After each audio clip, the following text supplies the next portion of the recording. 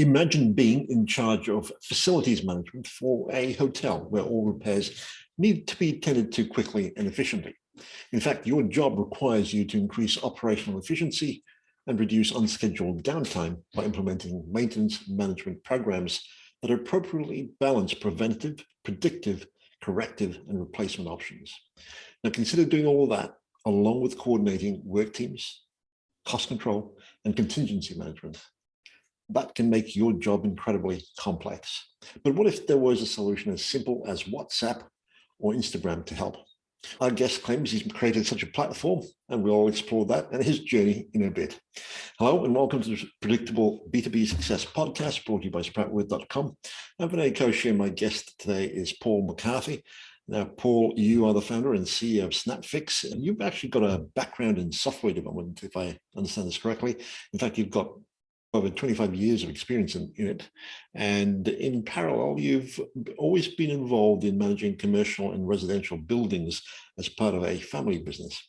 Now, you've brought both those experiences together to build SnapFix, if I understand this correctly. So I'm curious, was there a particular event or incident that led you to think, I've got these two experiences and bring them together to create what SnapFix is today? Yes. First of all, it's wonderful to be here on your podcast, Vinay. Delighted that we're having this conversation. The light bulb moment for me was about 6 years ago when I was managing a number of residential and commercial buildings. And as you mentioned, my background is in 25 years of IT and computer software development. I was managing a lot of requests from apartment tenants and office tenants, and then passing those requests to contractors. And I was using WhatsApp. Now, WhatsApp is a wonderful solution and platform for chat. And I was struggling with figuring out what was a new request, what was in progress, and what was completed. And I was scrolling my life away, and I said, surely there's a better solution than this. And I looked at the market, and everything I found was still just too complex. Everybody had still reverted to using WhatsApp and Excel, just the simple universal solutions. And I set myself the mission to create the world's simplest maintenance platform. And as part of that process, identified the traffic light, which I was walking down the street one day, and I looked at the junction and I said, that's it. The universal symbol of teamwork is a traffic light. Just turn it sideways. So in SnapFix, everything starts in red, is in progress in yellow, and completed in green. So we've essentially combined WhatsApp with a traffic light workflow system to be the simplest means of communication and the simplest means of collaboration. And that's why our customers really like it. Right. I'm also curious, given your journey to date, what would you say would be your personal area of strength? My focus on simplicity, I put a huge amount of time studying simplicity before I started SnapFix. I studied the process that Steve Jobs and Johnny Ive went through before releasing the iPhone or the iPod or the iPad. And the lessons I learned from that study was having a ruthless focus on simplicity and eliminating everything that wasn't absolutely necessary. And you keep iterating all the way through, and you reduce your design document until you've got it pared back to the minimum, and then you move forward. So it was having that discipline not to start SnapFix until I was absolutely confident to have designed the simplest platform. People love to communicate using photos. People love to collaborate using traffic lights. Two simple principles, and keeping simplicity as our North Star has been my driving force since we started. That's a very interesting bit of background there.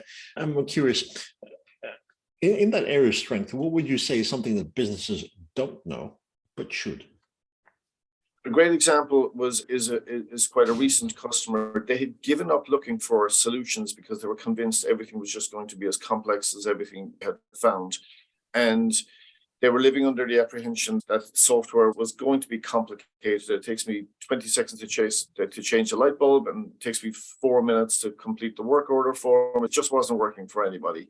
The awareness now that simple solutions and the future is simple around leveraging the real power of the cell phone, the smartphone for solutions in B2B, just like they are been embraced with social media apps, your Instagram, your WhatsApp, your Snapchat, your TikToks, and bringing those principles into the business world is something that's very new to a lot of people when we show them SnapFix.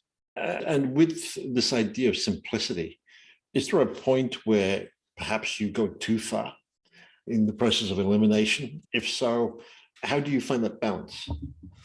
I don't think there's a point of going too far. Our too far would be, we have entire teams communicating using photos with no text, no messaging whatsoever, and collaborating using traffic lights. So their multilingual teams are getting things done with photos and then a red, yellow, green traffic light. That for me is simplicity. If we went too far, I don't know what too far would be, maybe reducing from 3 traffic lights to 2 traffic lights. That's probably too far, but we've never gone there. Making the additional features discoverable on an as-needed basis is more of our challenge. So you want to hide all the complexity and let people, when they come to a realization that they need a little something else, then they can discover it on a side menu or on a pop-up, or they go to the help, or they go to our resource center on our website, and they go, I'm not the first person to be looking for this, and here it is. If the essence of making a product simple enough to address a core issue is the criteria, is there the danger that perhaps customers move further down the track and their needs evolve and therefore you're not quite in sync? I don't know if you've had that issue, and how do you go around tackling that? We would have some customers that would have need for, let's say, inventory management system or stock management systems. And fortunately, we get into a conversation where, depending on their sector, there is no doubt a really good, strong solution for that particular use case. Very often, if that product has a task management solution on the side of it, it's an afterthought. It hasn't been well designed. It hasn't been well thought out with user experience in mind. So we've been fortunate with a lot of our customers to allow them to use the best of breed of use SnapFix for this and use that solution over there for that, be it inventory or stock management or whatever, or generating invoices. I always say the world does not need another accounting system. Well, it probably does if it's a really simple one, but we'll never tread into that space. What we do, however, Vijay, is the entire solution in SnapFix has been integrated using what they call APIs, which allows for very friendly and easy integration to those systems. So we're integrated into quite a number of those systems where they do what they do really well and we do what we do really well. Very, very nice. I'm curious, I believe SnapFix at the moment is very much focused around the hotel management, facilities management space. Yet what you're talking about really could be a project management tool that has wider implications. So I'm curious, I take it that you went into the facilities management space because of your background with commercial and residential buildings. Was there anything else that you were looking at or considering in focusing in on that particular niche as opposed to trying to compete with the Asanas and other tools that you have out there? Great question. As with when a startup begins its initial journey, it's really important to focus. I couldn't stress that enough. We decided to focus on hospitality and hotels in particular because they operate 24/7, they demand high quality, and they have a large audience of multilingual teams. So it was the perfect environment for stress testing a solution like ours. I wanted to prove very early on that multilingual teams would communicate and collaborate using photos and traffic lights, and people all over the world would use it. We decided to focus on the built environment, all buildings, infrastructure, and equipment, but then a sub-niche of hotels. I have to say, in March 2020, when COVID hit, we widened our scope and we attracted a lot of customers in the construction space for punch lists or snagging, in the engineering space, in the food production, retail. So we went very wide. But now I'm bringing it back again to have a core focus on hospitality to get to what they call product market fit, to be just the best solution in hospitality. And then we'll widen it out from there. We want to make SnapFix so good that it would be irresponsible not to use it. It's going to be as simple as WhatsApp, but it's like your WhatsApp for getting things done. And to answer a part of that question as well, we do have people using SnapFix for so many other uses, from managing their investment portfolios to doing surveys with their customers, to tracking their customers, tracking sales opportunities. They're using it like a CRM, but that's not an area we're going to focus right now. And we do see that as a key part of our future. We're going to be like Excel with photos, so you can use it for infinite uses. Right. Yeah, you can see a lot of possibilities there. And I'm curious, how did you find the product market fit? Are you still in that stage of finding product market fit, or are you well past it and looking to scale if within you talk that to some vertical? if you talk to some of our customers, we're absolutely in product market fit. But I go by the Silicon Valley definition of product market fit is when you reach product market fit. I think it was Peter Thiel said it best when he said, when people are literally just pulling it out of your hands, they're ripping it out of your hands as fast as you can make it and serve it. We're still in very much kind of a marketing mode, telling people that we exist. I was at it was an amazing conference in Orlando, Florida last year, and 2 pieces of feedback I got: wow, we love it, we're going to use it. We've never heard of you before. So we're in a startup phase where we just need to get our name known. What about customer feedback when you started using it? Obviously, I take it solved a personal issue for yourself, but trying to get hotels and things on board who have probably got their a multi-million-dollar system already in place, especially with the big chains. How do you go about getting them on board and getting them to use the product? It's super simple. We have a 15-minute onboarding process where we identify the initial set of users in a hotel that are going to use it. And in a hotel or an office building or an apartment building, they usually give us a spreadsheet with the list of their room numbers or locations. And that's it. We get them. We show the administrators how to administer the system. But for the most part, we don't do any training with the staff that use it, because everybody knows how to take a photo. Everyone knows what the plus icon is. They figure it out very quickly.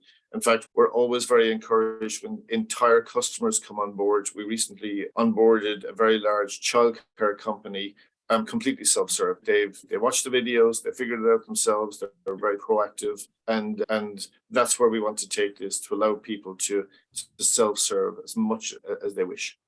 You've got the SnapFix as an app on a mobile device. Can a manager or supervisor, do they have a desktop option with the dashboard and things to gain oversight over the whole process? They sure do. We started out as a mobile-first solution, like many companies before us. And then when COVID hit and everybody was sitting in their bedrooms, we needed to scramble pretty quickly and get a good website version. So it's exactly the same functionality, but it allows somebody in their office to have a command and control view of all of their operation, much bigger screen size. And we also facilitate a lot more dashboards and reports on the desktop, as well as, of course, the integration features. It's available on Apple and Android. And then for people who don't wish to use the app itself, they can avail of a QR code where they just point their camera at the QR code and they can contribute into somebody's SnapFix. That makes it very accessible even to customers who could probably take a photo and send it through to a hotel concierge or a help desk, so to speak. Is that the basic idea? Yeah. I see a future where when you walk into every building in the world, they'll have a QR code. So you should really be able to communicate with the person responsible for that building at all times. You should also be able to scan that QR code to understand that the building is fire compliant, for example. And that's one of the conversations. I'm currently at a 2-day fire safety conference, and just allowing people to be the eyes and ears of your building and allowing people to see the quality of your building in a very simple way is a key part of the message. Brilliant. If I'm hearing you correctly, there's an element of the app being relevant to people, not just because of the function that they needed to solve or the problem they needed to solve, but that it resonates emotionally as well.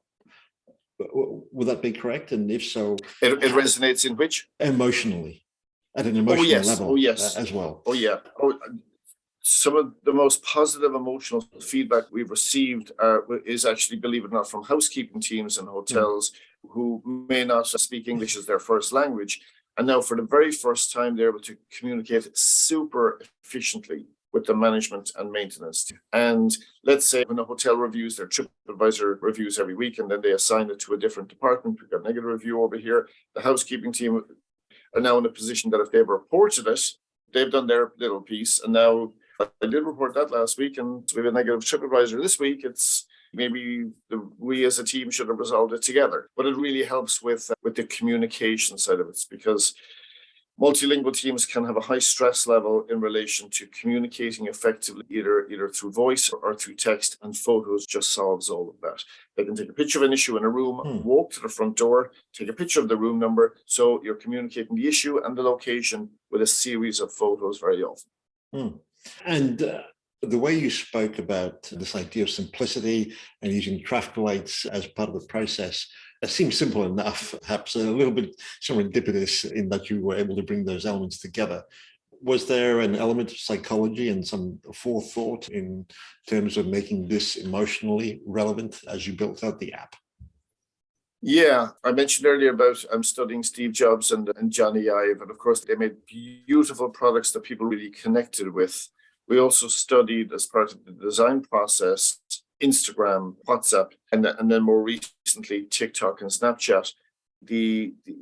Our younger population, let's say, in particular, have a real emotional connection to those solutions. It allows them to communicate very effectively, to research for information effectively, to do what they want to do effectively, share with their peers and their communities and that. And we wanted to bring that into the B2B space, so that obviously when you get things done, you get a little dopamine hit in your brain and all that feel good and feel connected.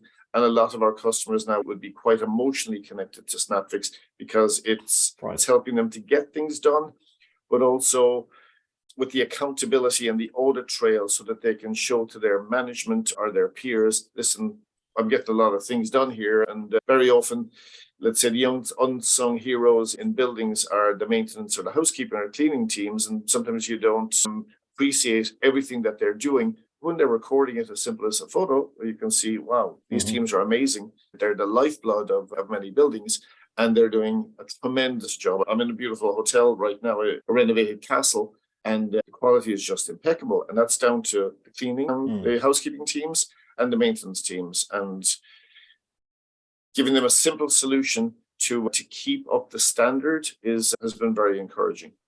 Absolutely, I can imagine.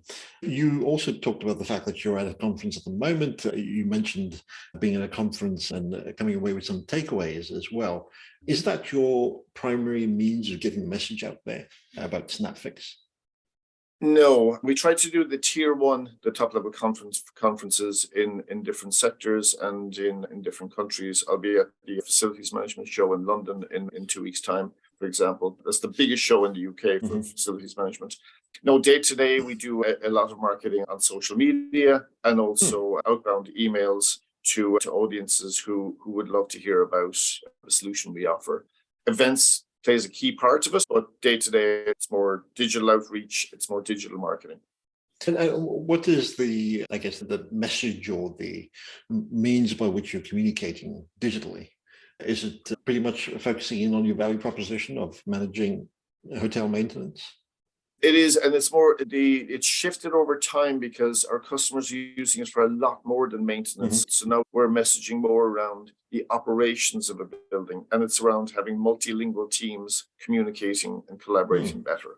And we've had a lot of feedback from a lot of customers that some key staff are saving an hour a day. So we want to promote that as well. Save an hour a day every day with efficient communication.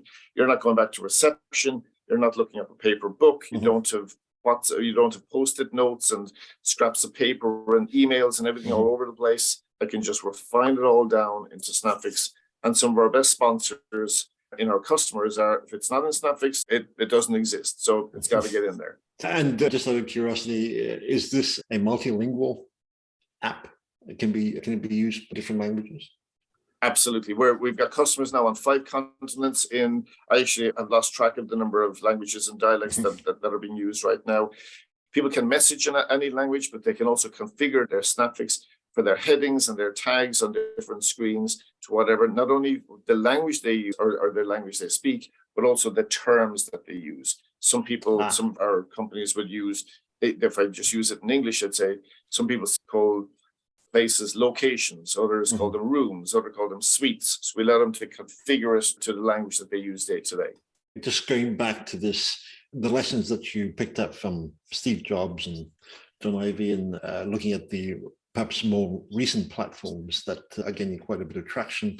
What would you say were the biggest takeaways from that? You mentioned being ruthless in keeping things simple. Is there anything else that you've really picked up along the way and held true over time? Yes, there's a great example where Steve and Johnny refused to release the iPhone because they weren't happy with the quality of the initial version. And the assembly lines were running, they were creating the phones, and when they picked them up, they said, no, it's not good enough.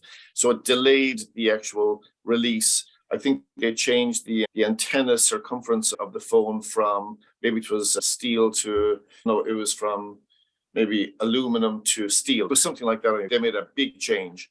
And their refusal to put something into the market because the quality wasn't high enough is something that stuck with us all the time. So sometimes we'll have a project plan and we'll be releasing something in 4 weeks' time. Well, if that's going to slide a couple of days to get it right, I'd prefer to slide that a couple of days rather than forcing that date. We are quite aggressive on our software development days, but QA and quality is an enormous part of it.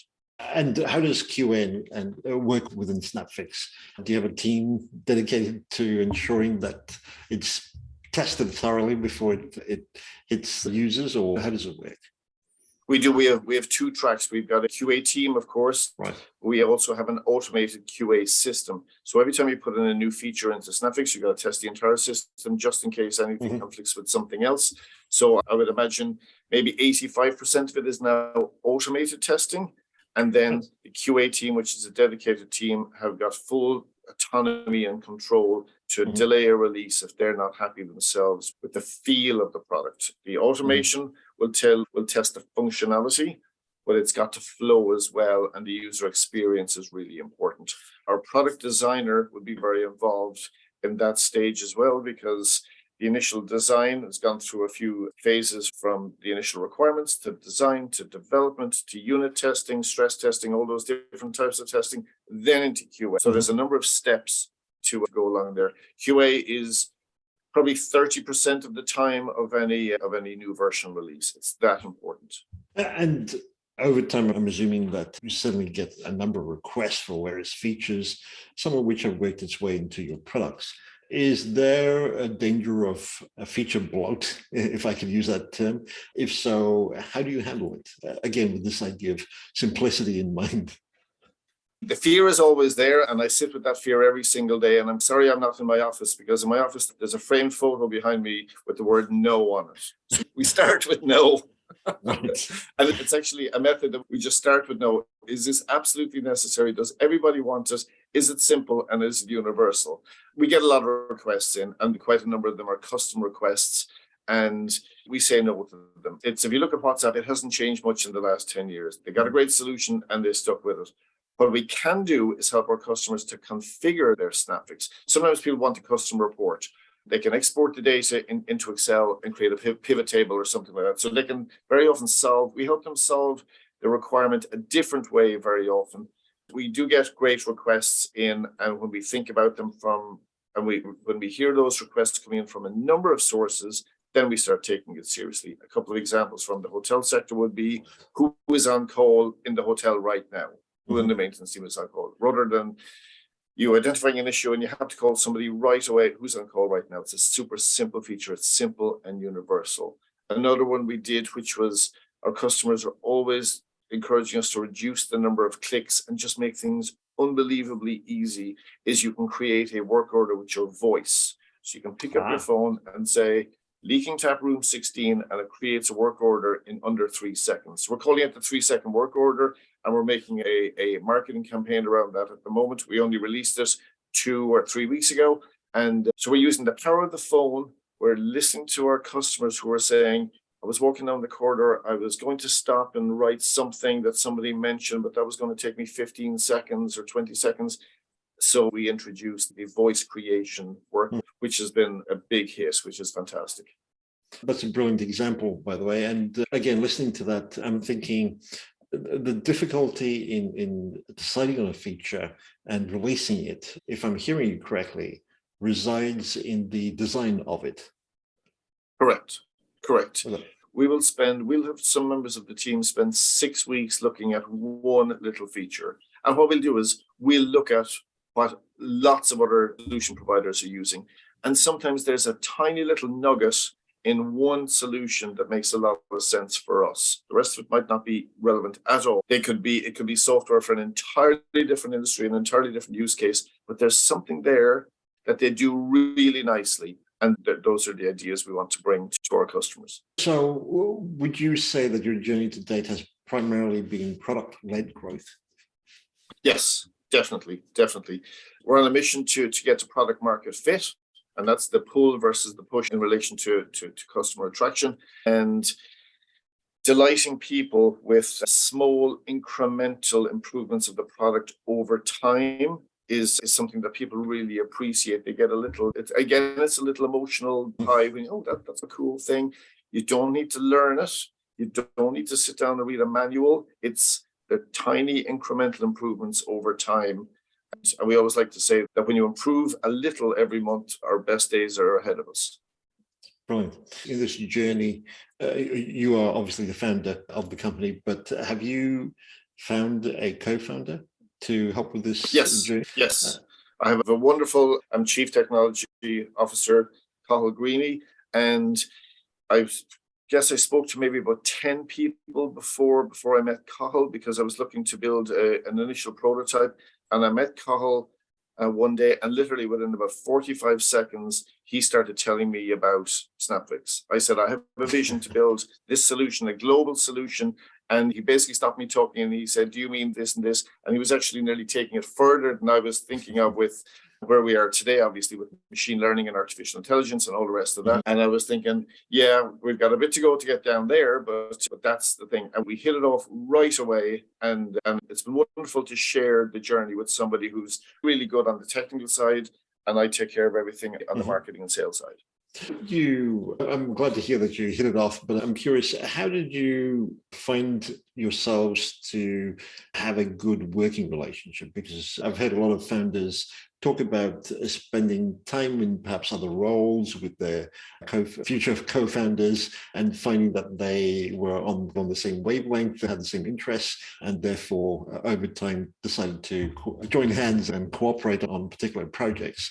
In your case, it sounds as though it's a little bit different. Yeah, and we took our time. In the early days, Cathal had his own business, and I engaged him to build the initial prototype while I was bootstrapping it. And his attention to detail, we were building a very simple app, and I think there was a 70-page spec for it. It was every swipe, every touch, every menu item, we wanted to get it right first. And I was extremely impressed with his attention to detail.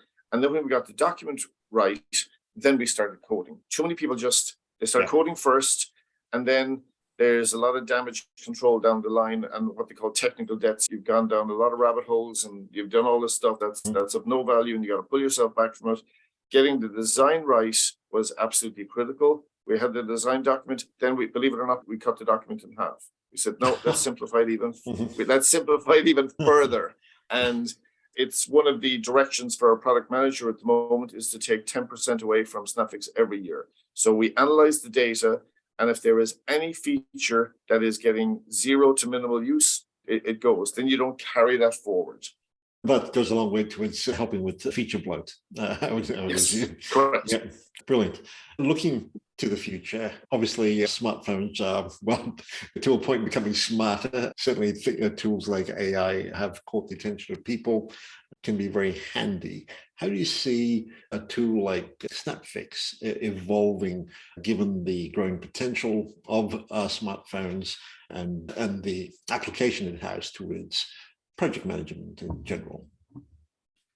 So I believe that the smartphone is the future of the smart building. I gave a presentation at a PropTech event in New York some months back on this subject. If you think about having people walking all within a building and everyone's got a supercomputer in their hands, that gives you your smart building right there. You've got incredible sensors and devices on the phone, and then you've got the power of the human person who is the eyes and ears of your building at the same time. So the two together, so smartphones plus smart people or any type of people equals a smart building. In relation to AI and that, what we will be doing and what we've actually started doing already is, let's say when I mentioned that voice task, so you can say leaking tap in room 14, we'll transcribe that. We'll also offer suggestions around, here's a photo of a tap, for example. It won't be the exact tap, but it gives you a general idea. The other one will be when you take a photo of an actual issue in your building. We may have seen it before. It's in your database, which is private and secure to you. And we can auto tag it to, oh, that's electrical. And that always goes to Jimmy, your electrician, or whatever it is. So it's reducing the clicks and I prefer to use the term machine learning than AI, to be perfectly honest. So we're telling the service to deliver more value to the customer and reduce clicks. And that all needs a volume of data before we get really good at it. But we'll be using solutions like ChatGPT for helping us with voice to text transcription, with image recognition and all the like, and other services. Instead of making our product bloated, we will subscribe to services that do things really well. I look forward to those evolutions of the app. This has been really interesting and very enlightening. In the area of project management, would you say there are perhaps a couple of aspects that tend to be overlooked or don't get much airtime, but should? If so, what would they be? I was a professional project manager for many years, and my mantra was QRST, so quality, resources, scope, and time frame. And I think what I learned over time is getting the right resources just means absolutely everything, because in the software business, you could have two software developers, and one software developer could be 50x, literally 50x better than the person sitting next to them in the next desk. And a lot of that is around the mindset of the individual to use the resources available to him or her and to have quality and have the customer at the front of their mind at all time. The market, unfortunately, is littered with really poorly designed software systems, designed by brilliant software engineers very often, but when they didn't have the customer at the focus and at the front of their mind, many of those projects unfortunately failed.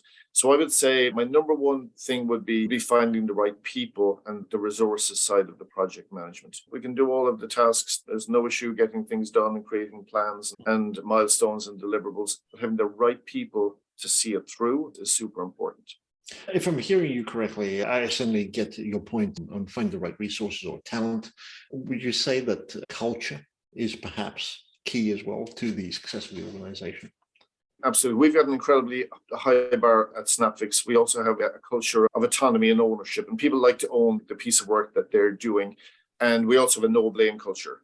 We say we're running through walls, we're hitting problems all the time. And I say, if you've got 10 tasks on your list, one of them is going to be, there is a problem. So expect problems to come and don't lose your head about it. We expected one item in 10 to be an issue. Let's just resolve it, get around it, go through it, and keep moving on. Again, it's back to the mindset of having a high bar and also taking a very long-term view. We have an incredibly long-term view in SnapFix, by the way, Vinay. It's like a 25-year view. We want to build the maintenance platform for the world. We know that's going to take a little bit of time, and we want to be the Snapchat for people who are maybe a little older. So you Snapchat and you chat with when you're younger. When you actually got to get work done and do things, then it'll be SnapFix.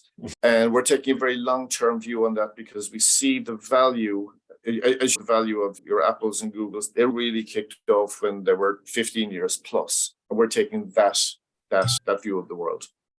Right. To wrap things up, Paul, if you were listening to this episode, what would you say would be your top takeaway? Keep it simple. The future is simple. It's simplicity will win. It's why Revolut has eaten the lunch of a lot of the banks in around the world. People like simple solutions. Everything should be done in a snap. Respect the end user. They're using social media apps all the time. They expect that level of simplicity. Nobody trains anyone how to use Snapchat or TikTok. They all just figure it out. Keep it simple. Love it.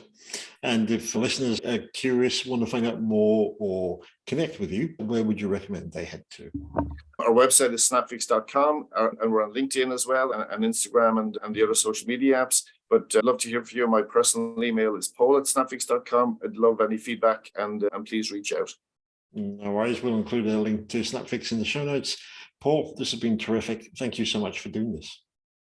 Vinay, you're a scholar and a gentleman. Thank you very much. I really enjoyed that conversation.